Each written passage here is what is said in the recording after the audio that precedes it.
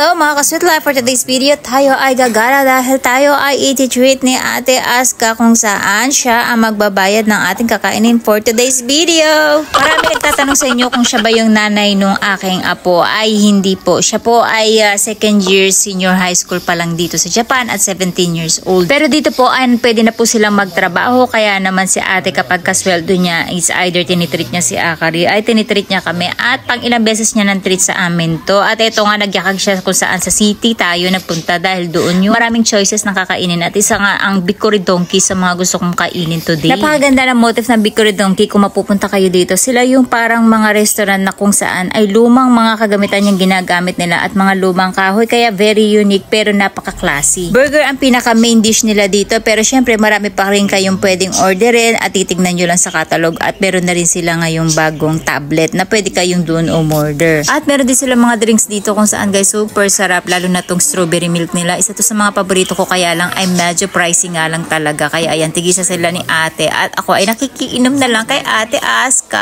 Kasi nahiya naman ako sa nagbabayad. Ayoko rin naman samantalahin, diba? That's what you call nanay. Tapos ayan na yung mga nagre-request. Sabi nila gusto nila makita ng malapitan si Ate Aska. Ayan, napakagaling talaga mag-makeup niyan. At sabi ko nga sa kanya, nak, marami nagre-request, makeupan mo ko next time yung ganyang makeup na katulad ng sa'yo. Tapos nagulat pa nga ako sa pelikmata niya kasi ang ganda ng pagkakaayos. Akala ko gumagamit siya ng false lashes. Hindi pala, dahil meron lang daw siyang technique na ginagawa para mapahaba at mapaganda yung kanyang shape ng pilikmata niya. At ayun na nga, dumating na yung ating mga order kung saan kung ano yung nasa litrato, yun din yung darating sa atin. Nakita nyo ba yung volume niyan? O punong-puno yung ating mga plato, diba? Hindi ka talaga mapapahiya kapag umorder ka. Kasi yung babayaran mo ay mahal man, ay makikita mo naman na sulit. At isa tong baked puset with cheese, ang nire-recommend ko sa inyo na itry nyong orderin dahil napakasarap niya talaga. Yun nga lang, ay mabubusog na kayo kapag ito yung una nyong kinain. Alam niyo ba na ang Bicuri Donkey ang isa sa mga paborito kong dinadala ng mga turista? Kahit yung simpleng side dish nila ng gulay guys, hindi kayo mapapahiya, talagang sobrang sarap. Ganon din yung kamatis na nakatopics. Ako, lagi kami nagagawa ni Akari niyan at ayan, nakita naman ng ebidensya, hindi nga lang talaga naubos yung cheesy macaroni, gawang sobrang busog na talaga kami. At ayan na nga, bayaran reveal na kung saan umabot tayo ng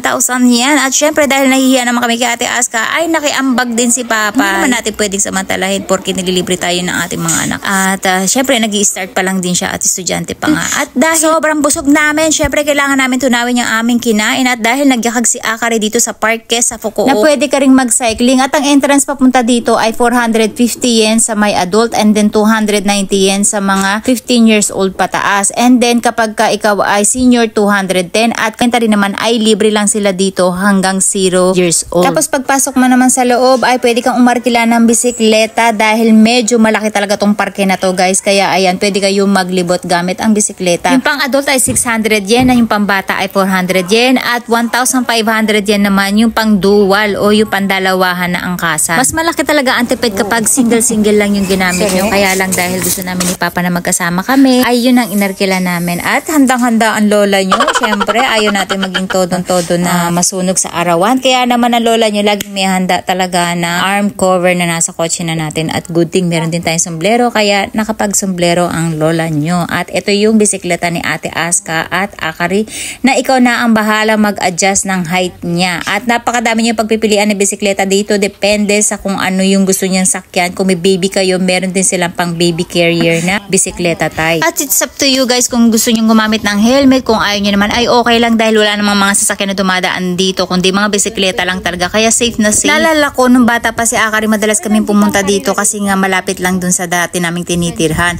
At alam nyo ba na napakadami nilang parke dito. Meron kayong 4 na mapupuntahan dito. Meron silang parke na 3 na pambata. Yung mga palaruan talaga. Tapos meron nga rin silang mini zoo dito. Nakasama na yun sa entrance sa binayaran nyo ng 400 mahigit. Diba nakakatuwa? Kasi dito sa Japan guys, kapag gobyerno ang may-ari ng mga pasyalan, halos libre at yung iba naman ay murang-mura na lang talaga. Kaya sulit na sulit. Kaya dito sa Japan guys, maraming pasyalan na libre. Kaya magdala ka lang ng kanin mo galing sa bahay, ay makakapasyal na kayo ng buong pamilya mo. Kaya nga matutuwa ka dito kasi hindi uso yung mayaman lang ang nag-e-enjoy. Kahit na mahihirap dito, kayang mag-enjoy. At tuwang-tuwa lang ako dito sa mga anak ko kasi napakagagaling na lang talaga magbisikleta. Alam nyo kasi nung araw, ang tatay ko galit na galit yan kapag nakikita niya ako nagbibisikleta. Kaya hindi ako masyadong natutong magbisikleta. At kailan nga lang ako natuto, pero hindi pa rin ako yung pwedeng mag-solo. Kaya yung asawa ko, takot yan na pagbisikletahin ako na mag-isa kasi nga medyo kabado ang lola nyo. Tapos dito guys, meron siya mga station na dadaanan nyo na hindi nyo pwedeng sakyan yung bisikleta. Kailangan ay lakarin nyo bago kayo makalusot dito. Kasi kasi may mga naglalakad din dito na papunta doon sa ibang klaseng parke dahil kahit yung iba hindi naman umaarkila, nilalakad lang na nila yung parke dito kasi talagang kulang yung maghapon nyo sa laki ng park na to guys. Kaya ngayon 3 hours ay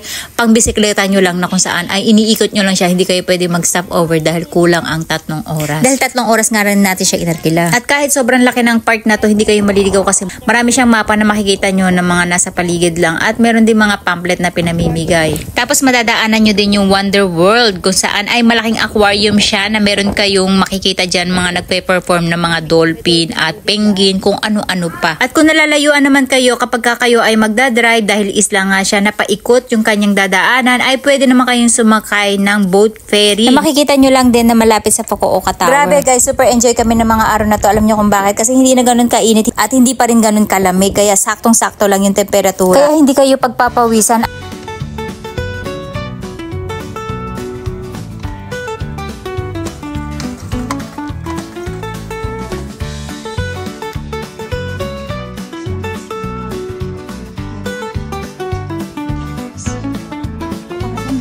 So, dyan tayo galing kanina tapos ganyan.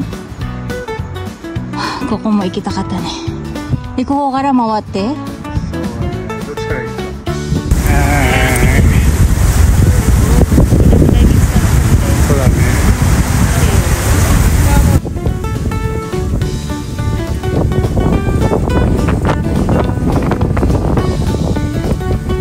Dyan guys, Betsu o hiwalay na park naman siya. Yan, makikita nyo. Yan parang mga ano yan, parang mga magka-camping, tapos doon meron mga yun yung nasa taas na yun parang sports. Sura guys, yung malapitan na ay diba mga madamad para tatawid-tawid ko sa mga wire. Ayan, libo siya guys, tapos sa Bata 2.5 doon sa mga wire.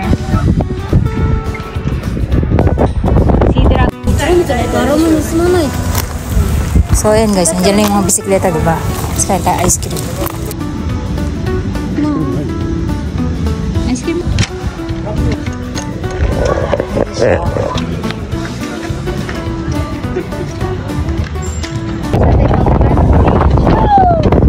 Ay, sa overpass tayo. Ito yung tren, oh. Tren na, ganda. Taga-tir ka. Oh, kire. Ang ganda dito guys, tingnan nyo. Ang lawak ng beach dito. Kukuno guys. Ano tayo na tayo. Papa naman, baka na asawa ko. Huwag.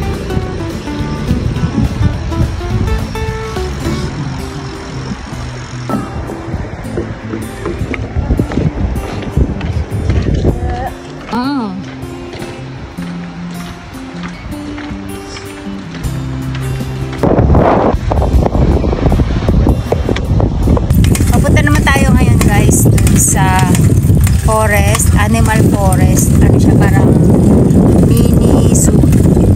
Tapos tingnan nyo, ang daming hukay ng mga nasa gilid ng lupa. Ang ibig sabihin niyan, maraming baboy na mo.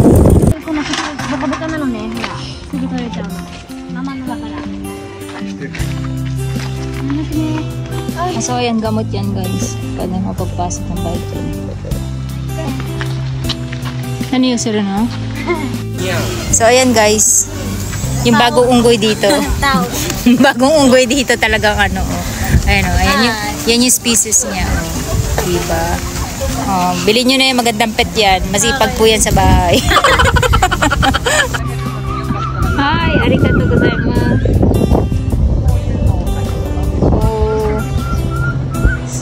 Oishiso desu ne.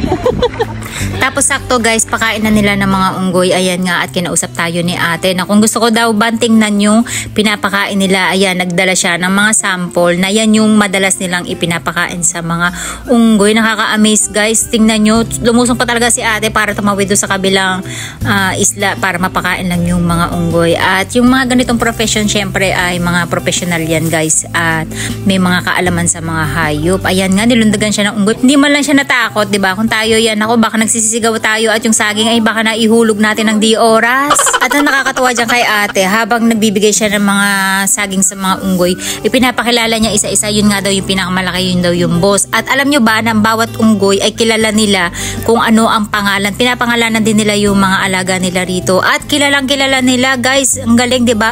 Kung tayo mga normal na tao lang, pag tinitingnan lang natin sila sa mukha ay parang akala natin ay isang itsura lang sila, pero magkakaiba pala yung identity nila. At ayan yung sample ng pagkain nila, mas fresh pa sa kinakain ng mga tao. Yung mga nasa kabilang unggoy ay nagkakagulo. Dito naman ay sobrang relax naman sila. Ayan kung makikita nyo, pero hindi sila majujunda guys. Ganyan lang talaga sila na species, talagang mga relax. At meron din dito kayo makikita ang flamingo na may iba't ibang kulay. Ang akala lang natin ay pink lang sila. Meron palang pula, may light pink at baby pink. Ayan nga, at parang gusto ko nga silang bunutan ng balahibo. Tapos saka ko siyang gawing ballpen. O diba, ang syala at ang cute ng kulay. At ang cute ng ano nila guys, ng tuka nila, talagang baby pink. Yan nga, parang hindi ka talaga maaalis ng paningin sa kanila kasi talagang ang cute nila. Parang ang sarap nilang gawing pet din sa bakuran kung ikaw ay may pa. Kaya ayun yung bata, picture ng picture, pinuno na naman ang memory ng papa niya. At padabi-dabi di kayo makikita ang iba't ibang klaseng hayop dito, katulad nito mukhang daga. At naging pet pa nga ni papa yan dati, hindi ko lang alam kung anong tawag dyan. At meron din mga rabbit, at meron din mga donkey. Kung napanood nyo yung kaibigan ni Shrek, eto siya guys, napakabait. Kusa siya lumapit sa atin para magpahawak. At hindi ko nga lang siya talaga mahawakan kasi talagang takot ako sa mga hayop ng mga mababalahibo. Alam niyo na isa lang yung mabalahibong hinahawakan ng lolo niya. Tapos meron din peacock at yung mga kabayo dito, pwede nyo rin silang brushin guys. Ayan, katulad nito. Ang cute din pala ng mga donkey. Yung mga size nila as is yan guys, hindi sila talaga lumalaki. At meron din mga pagong at kung ano-anong klaseng ibon. Meron din silang kangaroo actually, kaya lang hindi natin napuntahan kasi nga nakalimutan natin na daanan. Kaya si Akari ay nagre-request pa na ikutan namin ulit. Kaya lang dahil nga 3 oras lang yung arkila netong bisikleta, kailangan natin makabalik, ay kailangan natin umuwi na agad. At ayan nga guys, pauwi na tayo neto. Guys, nandito na tayo para ibalik yung bisikleta. Ayan, tapos na tayo. Siyempre, ikaw din ang magpapasok at magbabalik ng bisikleta. Kung saan mo siya kinuha, doon mo rin siya ibabalik. At ibibigay mo lang yung ticket mo para confirm na ikaw talaga yung nagrenta netong bisikleta neto. Kasi i-check din nila yung oras kung saktong 3 hours ay nakabalik ka ba. At dahil mag-aalas 5 na nga rin to, kaya saktong-sakto lang yung oras natin. Kaya no need to check na rin. Grabe, sobrang enjoy talaga guys. Kaya itry nyo na din. At alam nyo ba, dito sa Japan kapag katatawid kayo, normal lang na makakakita kayo ng mga ganitong klaseng button. Ito yung para mabilis sa maging birthday yung stoplight at makatawid na kayo. At syempre, hindi mawawala dun sa kabila na ganyan din. Meron din kayong pwedeng pindutin. Kasi yan yung mga para sa mga tumatawid talaga guys. Kaya ang laking tulong. Tapos since nasa isla na tayo, ay pwede rin naman tayong mag-drive sa paligid netong isla na to. Kung saan may enjoy nyo din guys. Dahil napakadaming makikita ditong mga tourist spot at meron din sila mga Instagram spot na tinatawag nila rito at mga coffee shop na nasa tabi-tabi lang ng dagat. At alam nyo ba, usually, yung mga nagpupunta sa mga ganito ay yung mga kabataan. Kaya yung mga walang jowa, ay nako, good spot to para sa inyo, para makahanap na kayo ng inyong mga partner. Tapos since nasa city na rin lang kami, sabi ko dumaan kami sa international store dahil nagre-request si Ate Aska ng turon. Ayan, bumili tayo ng mga turon at syempre pandayet ni Papa ay yung mga mushroom. Yes, tama kayo sa narinig nyo, magandang pandayet ang pagkain ng mga mushroom. Ayan, ang dami na naman variety at nalilito na naman ng lola nyo kung ano na naman yung bibili natin. Ayan, nalagasan na naman tayo ng pampalengke.